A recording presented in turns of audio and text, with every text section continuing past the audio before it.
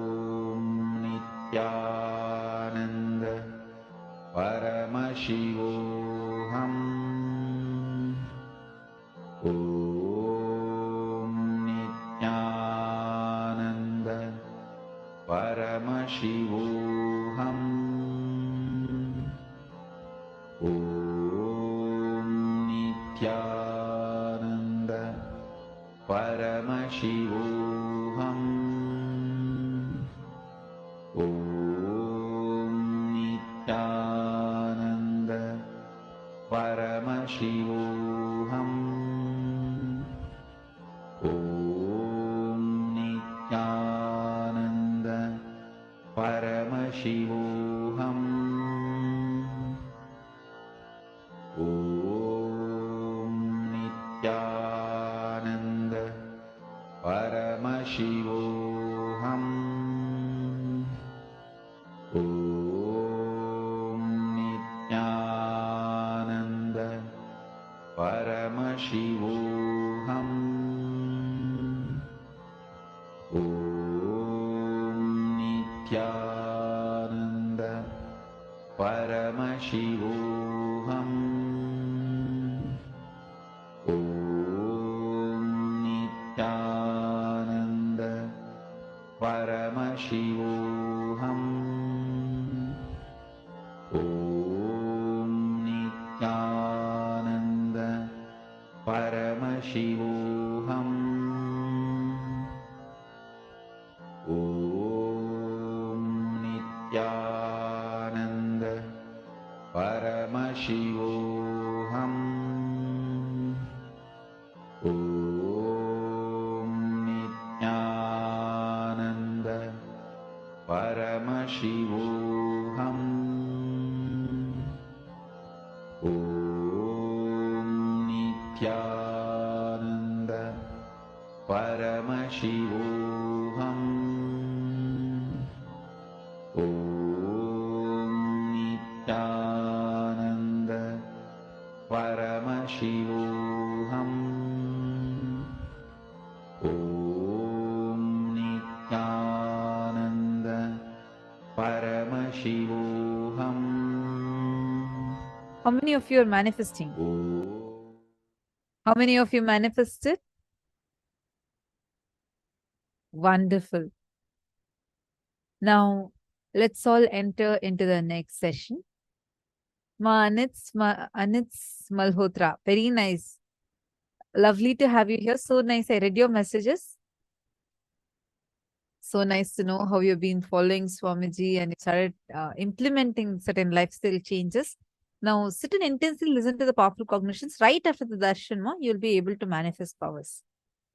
Now, let's all enter into the next session. In this session, Swamiji is going to be revealing to us how to train our brain to reflect the cosmos.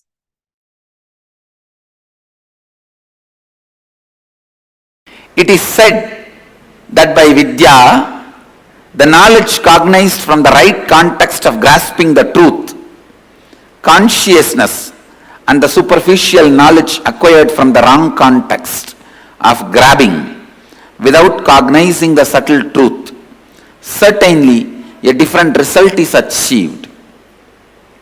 Similarly, it is said that by avidya, the authentic actions and the ignorant actions, a very different result is achieved. Thus, have we listened from those wise beings who have explained that absolute principle to us. Purvapaksha. Things which need to be done first need to be done first. When your body is dried with the testosterone and estrogen hormones, your brain develops certain very subtle, most subtle, powerful grooves, zones where superconscious can reflect in its original pure form without any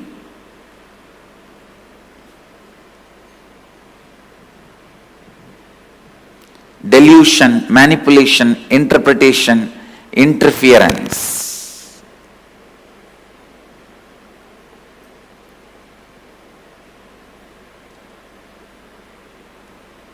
Please listen. I am making a very significant statement. When your body is dried with the testosterone and estrogen, means male female hormones, your brain develops certain most subtle powerful grooves where the pure superconsciousness can reflect in its original form, in its original existence. The reflection is so pure, so authentic, it is as good as the original. That is the reason the context, Purva Bhaksha, the pre-preparation, is needed for enlightenment process. I am not saying everyone should become celibate, everyone should become sannyasi. No. But when your seeking becomes very intense, when your whole body and mind boils with the seeking, automatically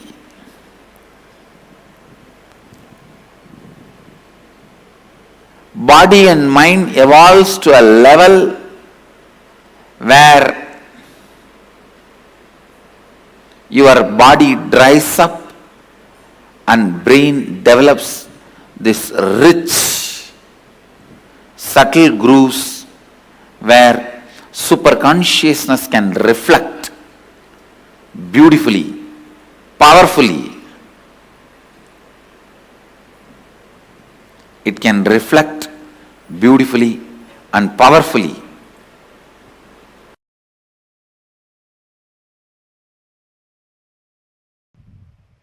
Some of the best brains produced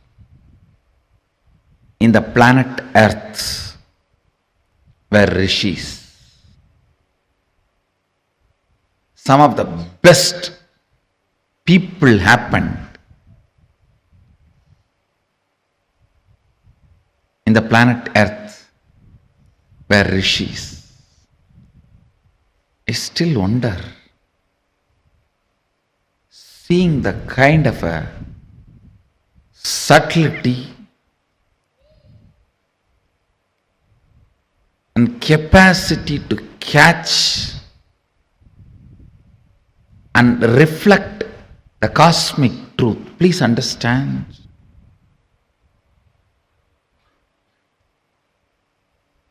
If somebody explains to you what is Shiva, all pervasive, Akhilanda Kodi Brahmanda Nayaka, Satchidananda Varabrahma,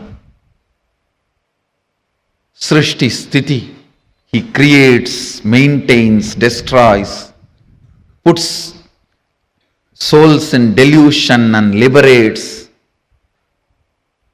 If you are able to visualize, even if you are able to enjoy it, be very clear, you are blessed.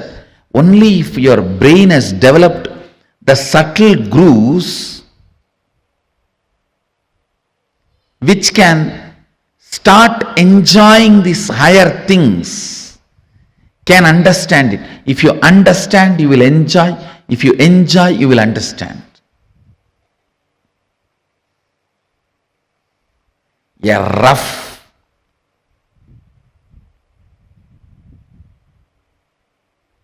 grass, politicians, dull head can never capture this. For him, he only knows what I can grab today, push it behind my seat, without even bothering about from behind the seat somebody else is stealing and running. He doesn't even have a time to check whatever he pushed behind the seat is there or not.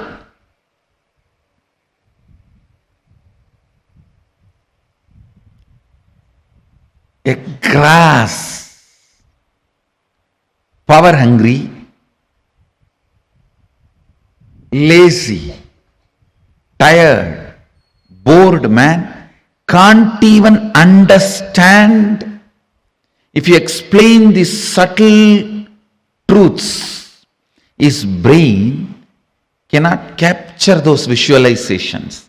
Because he can't capture those visualizations, he can't enjoy. When he doesn't enjoy, he can't capture. It is like a vicious circle. I tell you, even about Guru, if you are able to enjoy his quality, you will understand his qualities. If you understand his qualities, you will be able to enjoy his qualities. If you are able to enjoy, know clearly you are blessed. You are blessed. Ignorant, tired, agitated, dull head can never capture the subtle truths or the subtle qualities. Because he cannot imagine, he won't enjoy. Because he doesn't enjoy, he can't visualize. Ability, the brain's ability to catch the subtlest visualizations come by a long practice of internal silence, what I call unclutching or meditation. Understand? By the tremendous internal silence, your brain develops the capacity to capture the most subtle visualizations. Ability to capture the most subtle visualizations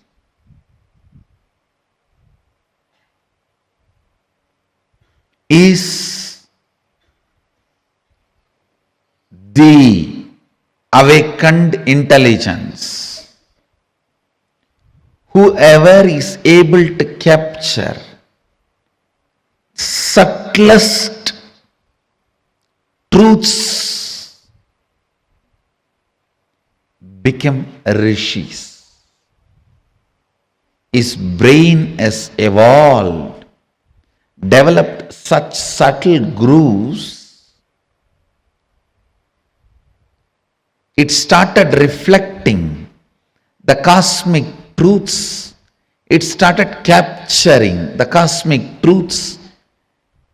It started becoming a pure, silent water pond where the moon is reflecting as if it has come down to planet Earth. Moon is reflecting as if it has come down to planet Earth. Understand, practicing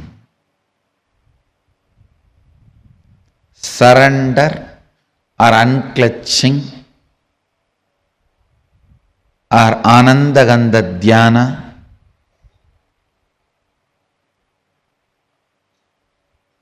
completion. All this not only brings peace into your heart, it raises the subtlety of your brain grooves and your brain's ability to capture the higher truths.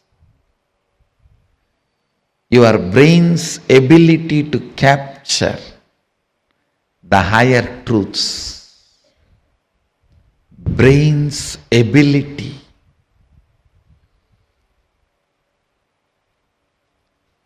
to live the higher truths. Anything your brain is able to capture, it stores as record. The most subtle one your brain captured makes itself as your cognition and life's goal. Understand? Even once, if you are able to understand, capture the word Satchitananda, Sat Chit Ananda, the existence, conscious bliss.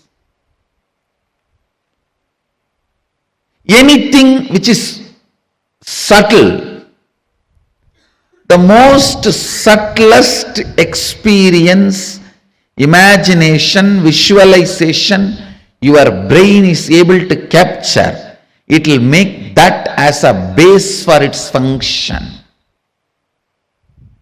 I don't need to do anything other than describe how the materialization happens to my balasans, the way they are able to capture. The moment their subtle grooves in the brain captures this, that power will start manifesting in them. Why I am saying balasans? Because they are more ready to listen. Their inner space has more peace. Their brains have more subtle grooves to imbibe what I am sharing. When I explain that science, if you can visualize it, that power will start manifesting in you. Because anything your brain can visualize, it will make that as your basic functionality. If I can explain moving from one body to another body, astral travel, and your brain is subtle enough to capture it, visualize it, you will start manifesting that power. All powers are like that only.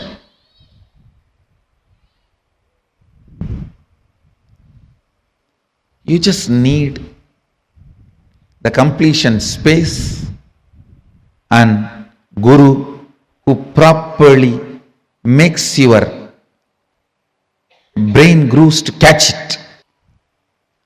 I wonder the sophistication with which these Upanishadic rishis were able to reflect the whole reality. I tell you,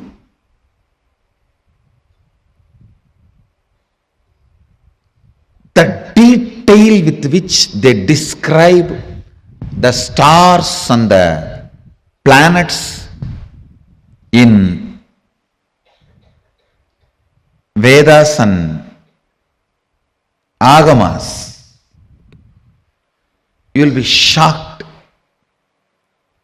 Even I was wondering, how did they see? Unless you see, you can't pen down so detail, such detail. The biggest conspiracy done against Bharat is the Indian astronomy and astrology was not given its due respect and legitimacy, brushed aside in the name of myth and mythology.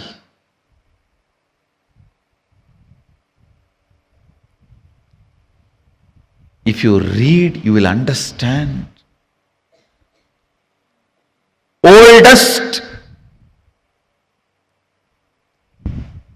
the future, longest possible prediction can be done only by our calendar, Panjiga. Science is so perfect. I used to wonder, what was the telescopes they used? What was the satellites they used? How did they so precisely record the details. Actually, the exact method happened. I saw in the cosmic records. One rishi will sit in samadhi and reflect the whole cosmos in his inner space. The other rishi will just see his inner space, do fast forward, just like how you handle the iPad and pen down. That's the way they have done it. He will become so pure, complete completion, his inner space will just reflect the whole Milky Way, the whole cosmos.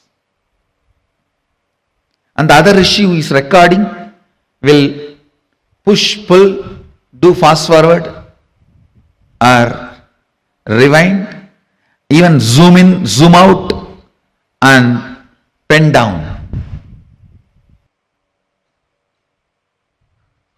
That is the way they recorded. Understand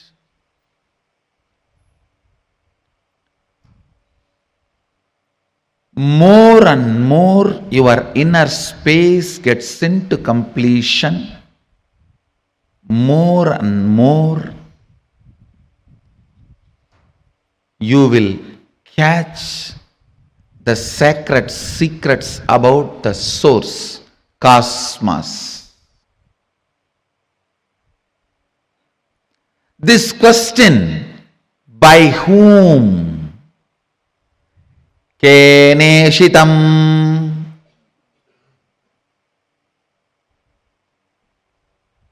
The Kena Upanishad, the essence of Kena Upanishad,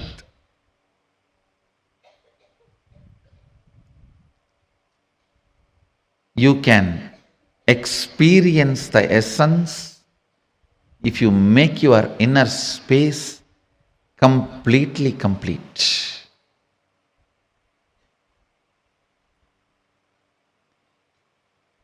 If you are ready with the completion, I can just show the exact reflection of Keneshitam.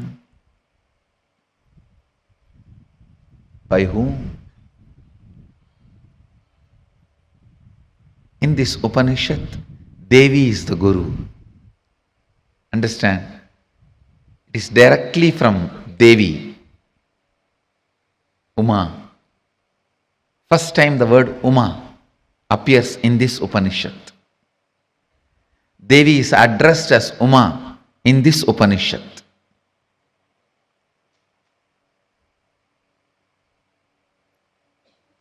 The word Ishvara, Isha, is used for Mahadeva in the first Upanishad.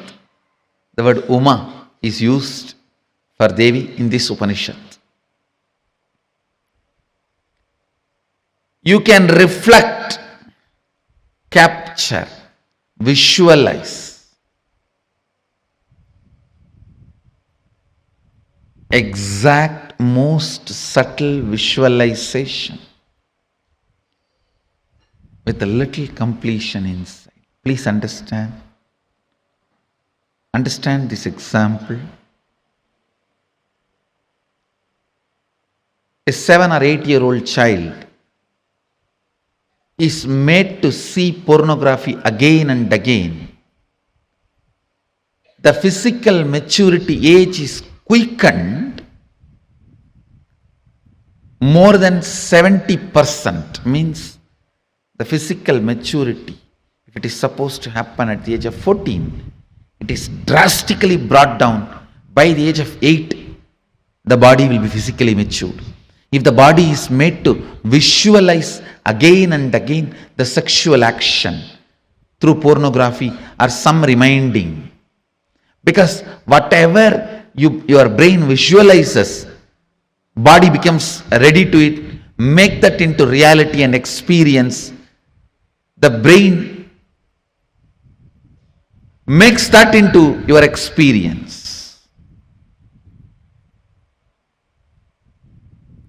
That is why I say, if you want next generation to be sexually healthy, ban pornography. We always have a wrong idea. It is through porn next generation is going to enjoy the sex. No. It is going to be a big disease. If you want the next generation to have a healthy sexual life, ban pornography. Because that is going to reduce the age of physical maturity, which is going to drastically destroy the health of the next generation. Understand the truth I am trying to convey. Anything your brain can capture and enjoy, your life will make that into reality. If your brain can capture and enjoy the most subtlest understandings of cosmic sacred secrets and the spiritual powers, you will become just yogi, divya shariri. If you enjoy pornography, your body will be physically matured. If you enjoy the subtle powers, subtle understandings, simply your body will become divya shariri. You will become yogi, bala yogi, bala sant. Bala sant is a person whose brain captures all these highest conscious truths, subtle truths while you are young. The way your brain captures these great truths, simply your body starts manifesting it. You become yogi. You become a divya shariri. You become embodiment of Mahadeva. You become Bala Sant.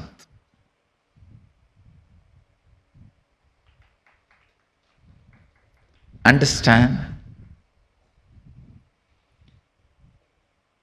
Ability to reflect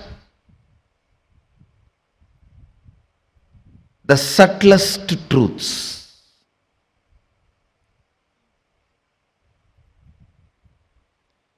Ability to reflect the sacred understandings.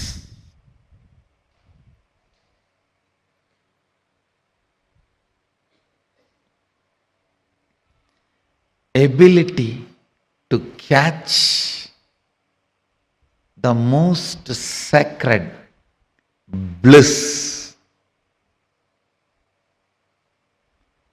Ability to capture the powerfulness of the consciousness.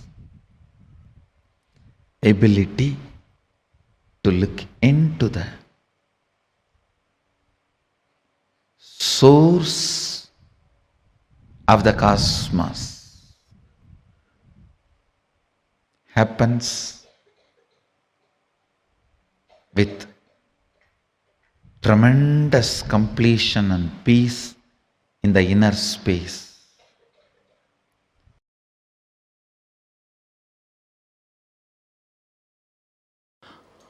All major sufferings, whether it is physical or mental, you go through in the life will be connected to that root pattern.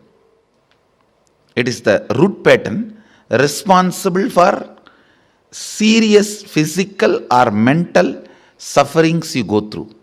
It starts only from there.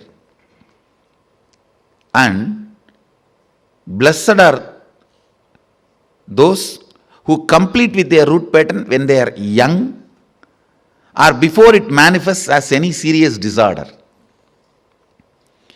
How many below 30? Raise your hand. You guys are the real blessed. Real blessed. Because it will never manifest as any disease in you. It's killed. Means the poison is destroyed before it can damage any part of you. Of course, others also, poison is destroyed, but Now I have to heal the parts which is already been damaged.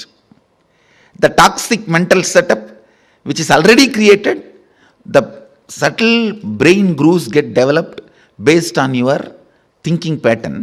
That needs to be completed.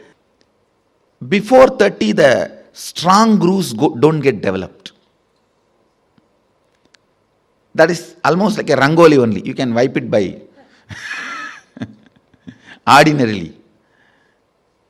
But after 30, it's almost like they say in Guru Gita says, whatever Brahma writes with hand, Guru wipes by leg.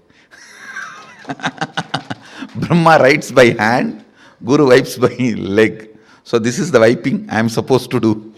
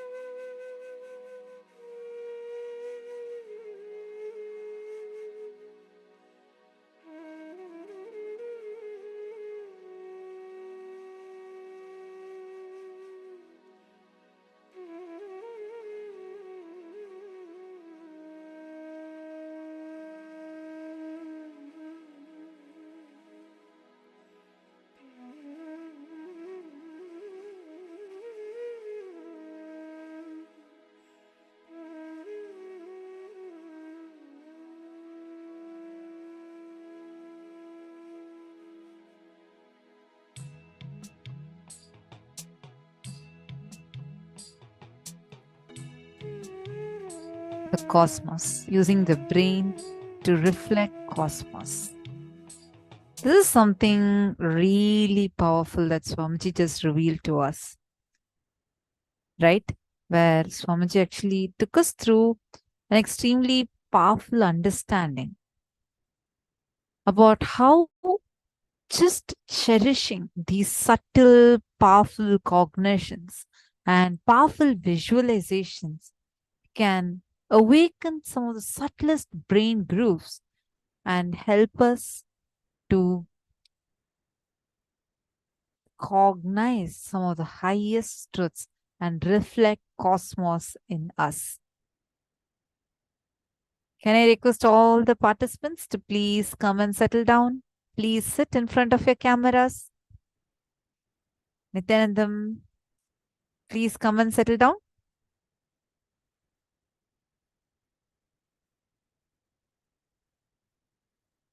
All the participants, please come and settle down in front of the camera.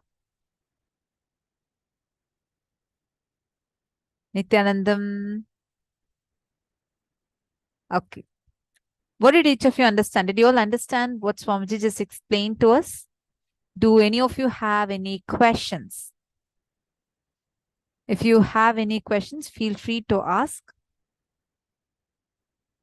I request all of you, all the participants that are here, please can everyone turn on your cameras and come and settle down.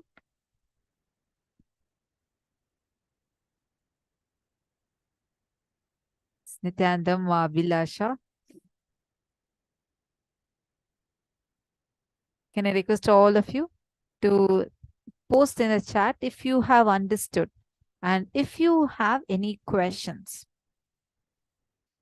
Cognizing these subtle principles helps you to awaken the subtle grooves of your brain, helps you to have amazing ability to reflect the cosmos in your brain. What does reflecting the cosmos in your brain even mean?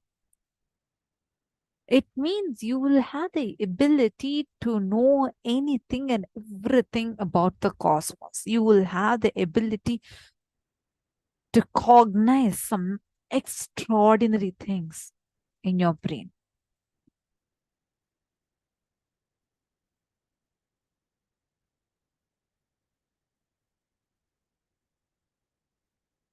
See, listen to this intensely. Every time you listen to the powerful cognitions. Okay, now Anita Malhotra is asking, how to develop new grooves? Understand. Now first for how to develop new brain grooves, let's understand what are these brain grooves. I have a simple question for all of you. Every day when you wake up, I'm going to describe a few activities. I want all of you to think and see if you're able to cognize what I'm saying. Every day you wake up, you generally turn towards the same side you woke up from the previous day. You get up, you go to the bathroom in the same manner that you did yesterday, day before yesterday, and day before yesterday. You just go take your brush, automatically your hand brushes your teeth. You shower, get ready, get into your car, go to the office, your hand is driving, you're moving to the office. Once you go and land on your office and you have the same type of thought currents, it's like your life is almost running in the same replay mode. Almost every day. It's like there are certain things that are like standard. You get into your car, you only realize that you've reached your office once you reach there. You're driving, but your mind is somewhere else. How many of you are able to relate with this? You brush your teeth, you're not aware every single time that you're brushing your teeth. You take your brush, you put your paste and brush. But it's like an automated process. Am I right?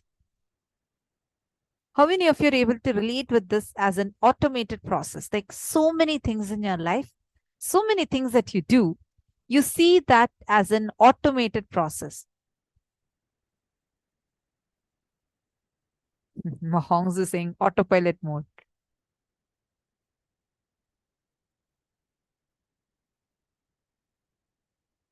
I see some questions. I'll come back to that in a few minutes. I first want to answer this.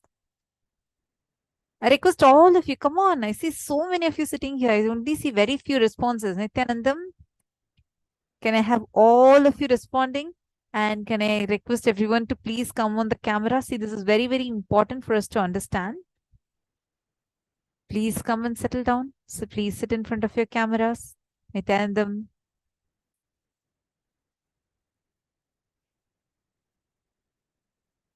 Why do you think this happens? All the participants that are sitting here with us, can I request all of you to please turn on your cameras, come and settle down? Ma Nisha bin Patel is saying it's monotonous actions. Okay. Autopilot mode.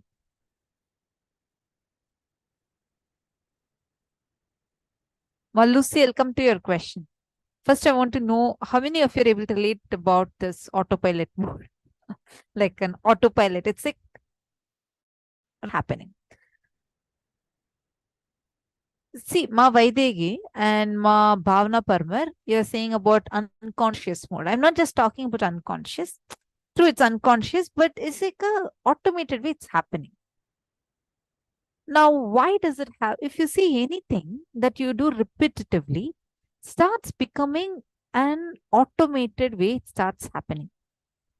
If you want to change a particular thing, like for example, let's say you always sleep in a certain position, right? Like I had a habit of sleeping in a certain position. Then I read about in some book saying that, okay, you need to sleep in a certain way, like which will make your body more healthy. So then I made a conscious change one day. Then in a few days, it became like my normal sleeping day. This is like for all of us, anything, whether it's brushing when you shower, automatically your hand moves. You shower on your own. It's like there's no conscious intervention happening. Now let's understand why this happens. See, our muscles have something called as a muscle memory. It keeps recording all the actions that we do. Now, when we repeat an action again and again and again, these get recorded in our brain through a brain groove. What does that mean? Now, in our brain, there are small cells, right? They're made up of tons of nerve cells called as neurons. These brain neurons that are there, they fire, like meaning one neuron, like all the things, like now I'm blinking or I'm talking. That's because my brain is sending my eyes an electrical impulse to blink, or my brain is sending my mouth or my tongue or my vocal cords certain electrical impulses for it to create certain sounds, for my tongue to move in a certain manner, so I'm able to talk.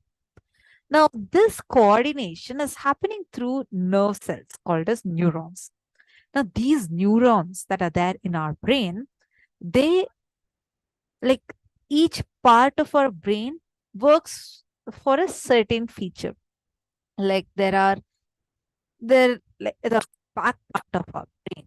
These are where all your auto things are usually stored. Now, those things are like directly, these brain cells have some neurons that are active, which are like automatically firing every single time to do that action. Now, when they're doing that action, when I say firing, I mean these electrical impulses get sent. Now, when there are millions of possibilities, there are like trillions of neurons that are there in your brain, right?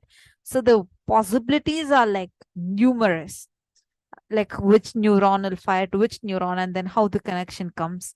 For every action, there is a unique neural pathway. These are called as neural pathways. Now, for all these neural pathways, when you start repeating a certain action again and again and again, those neural pathways get strengthened. it almost starts becoming like a muscle, like a new groove. That is what is called as a brain groove. Now, when you are continuously repeating certain action, the brain grooves become strong. Are you all understanding what a brain groove is? That is why you eat in a certain manner. Like you sneeze in a certain manner. Everything, there's a particular way you do it. You laugh in a certain manner. Now, all these are happening because the brain grooves for this is already created in your brain. Unfortunately, these are the same brain grooves that are also getting created for all your patterns that you have, which you consider as negative patterns, like waking up late in the morning or postponing things, procrastination. For all of these also, it is these brain grooves that are there. When you are repeating certain actions again and again and again, the brain grooves get stronger. If you want to change from a certain habit, why do people struggle to change from habits? Because these brain grooves have already become like solid grooves in their brain and become like very strong, and it does not allow you to change. But you do have something called as a conscious willpower with which you can rewire your brain. You have the ability to actually change, transform the way you think, you function, you cognize.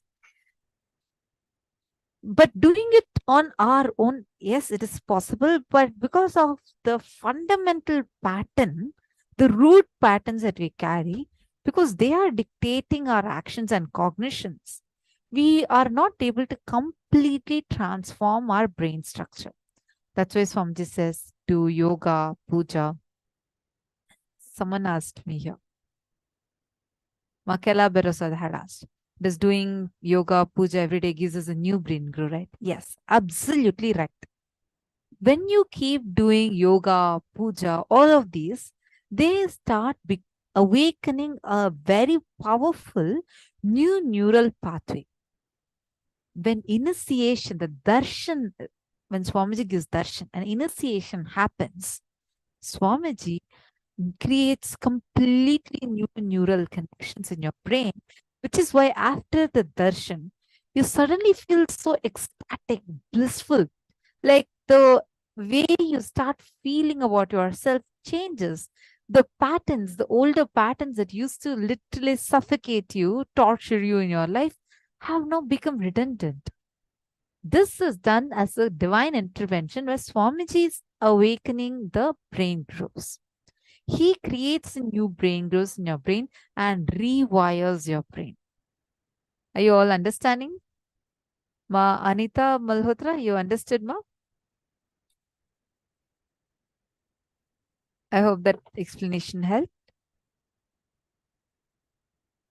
Ma Lucy is asking, Ma, how can we apply these subtlest higher truths from cosmos in daily life? Do they automatically apply themselves to life occurrences for best manifestations? Ma Lucy, first thing, start doing Vakyartha Sadas, where you start first start cherishing. In Gurukul, we have very, very beautiful things. This is something like I really love. Actually, now many of these, like now we are sitting in as acharyas conducting the sessions, right? Actually, many questions, answers, we would not be logically knowing. But because of being with Swamiji and like literally doing this Vakyatsadas and just living this life, Swamiji will download these answers inside us so many times. I've seen, like, logically, I would not be knowing the answers for many of the questions. But suddenly, like, just sitting and, like, I'll be sitting in session and some of you ask a question. Swamiji will be downloading the answer. How this happens is when you start cherishing these subtle truths, the powerful cognition Swamiji reveals. See, in the Vedas, Agamas, when you're listening to those revelations, many times you would not know how to immediately practically apply it in your day-to-day life. Well, one good thing is with Swamiji makes all these cognitions easily understandable and applicable. You're understanding? So you just need to start cherishing these cognitions inside. Whenever you hear from Swamiji, start cherishing it. In Gurukul, we do this vakyas. It's just so lovely. Like when Swamiji tells any powerful cognition in satsang, we'll used to start having a vakyas where we'll come to the Gurukul and start discussing what Swamiji told. Be like when big revelations, how Swamiji says that there's this satsang on Ishavasya Upanishad, satsang series on Ishavasya Upanishad. So there is this one where Swamiji is talking about how consciousness is moving and unmoving at the same time. It'll come like how it is inside and outside at the same time. Tadantarasya tadu sarvasyasya bahyataha. This qualities of consciousness, and Swamiji is revealing about this in the satsang. And we all came to the Gurukul, and then we were all discussing, what does that even mean? How can consciousness be inside and outside at the same time? What is it that is inside and outside? Is it energy? Or what does that mean? Okay, when you say something is inside, it is inside. Like we start discussing, we start having a debate and a discussion. Even in debates, you usually feel like, you should prove the other person wrong with your logic. But in Vakyas, that does not exist. It is all about all of us together exploring and delving deeper into these truths. And if you come to the Gurukul, kids as young as 7-year-old, 6-year-old children will be talking about what is Brahmanda, what is Pindanda, how does, when Keno Upanishad tells Kene Shetam Padati Preshetam Manaha, the kid will be able to talk like, what does that verse mean? Or when Bhagavan in Bhagavad Gita, he declares that everything is like we are all beyond time. What does he mean? Because Swamiji has decoded all of these scriptures and revealed it to us in a way we all can understand. And you just take that cognition and start cherishing it. You just need to start chewing it, like how you take a sugar can and chew the sugar can, right? And more you chew upon it, you get the juice more and more. Same way, at least the sugar can, the juice gets over in some time. But with these powerful cognition, the juice never gets over. Every time you cherish it, you'll have a newer, and a newer click. And that awakens the subtle grooves in your brain, makes it so powerful to grasp anything, makes you so alive, fresh, and active. You will suddenly start feeling so much of expansion happening in you. The way you relate with life transforms completely.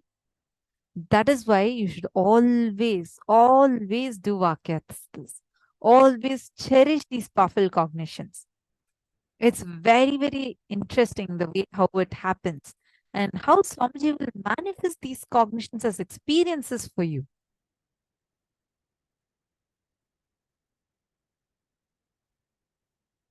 Are you all understanding?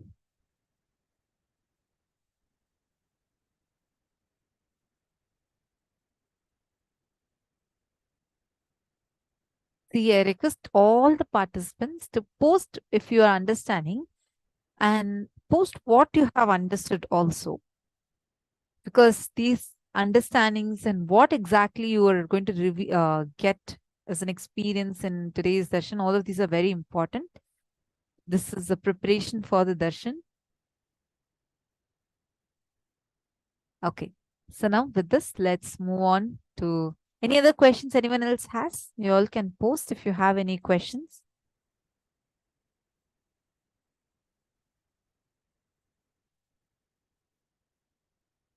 Ma Sita Narayan, you're saying my voice is breaking.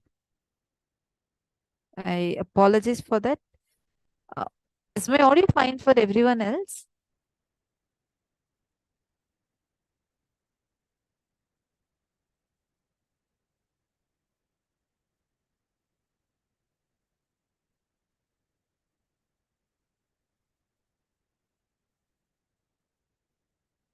Okay, I'll check up on it, Ma.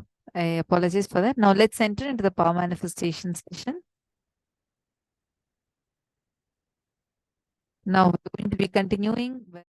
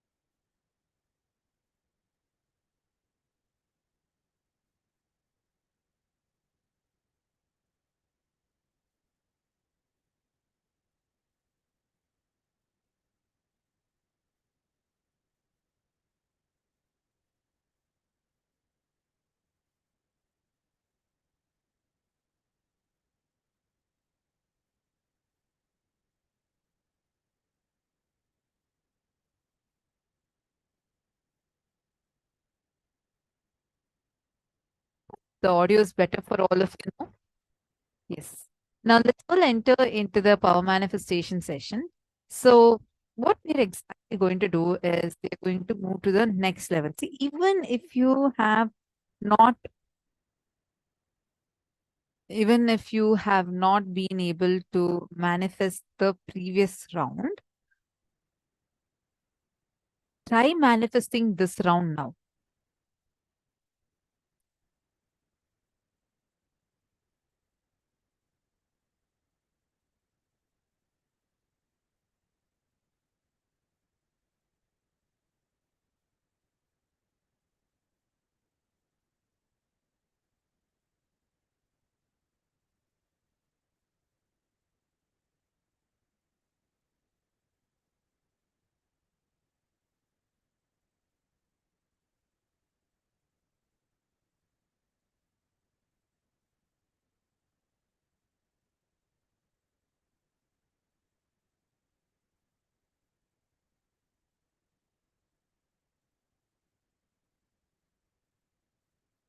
I hope you all are able to hear me better now. See, now even if you have not manifested it before, even if you have not been able to move the object on the water earlier, try manifesting it now. All of you are going to be doing the levitating of object inside water. This needs all of you to sit intensely and just chant the Mahavakya intensely. All of us are going to be now sitting and connecting with Swamiji. Intensely look at the object, or with all your three eyes, look at that object intensely. You can take some eraser or anything that's like really small, and it should just be able to go into the water, and you will be able to see it. Like, take a small piece of that eraser, put it into water, and in a transparent, like a water bottle, right? It can be a cup or water bottle where it's transparent and you're able to see it from the side, and chant the Mahavakya just through your eyes, like intensely looking. You'll see when you want it to move up, it will just start moving up. But it needs you to sit there intensely and fully do that. I saw a comment earlier, I think from Donna had posted saying that she started having eye pain at staring. You don't need to stare. Actually, it doesn't matter. You don't need to keep your eyes closed, open. You don't need to do that. See, it is not any particular action which the result is dependent upon. It is the establishing yourself as consciousness, the space of oneness, that the result is dependent upon. So that is why focus, concentration is all not going to help. Just make sure that you are establishing yourself in that beautiful space. Okay, that space where each of us are in the space of completion without any kind of a doubt. That's all you need to do. Don't focus, don't try to concentrate and stare. You can look at it gently, or you can keep your eyes closed. It's not that you have to keep looking at it, but you just need to establish that space of unclutched without any interference of thoughts inside of you. That is the key.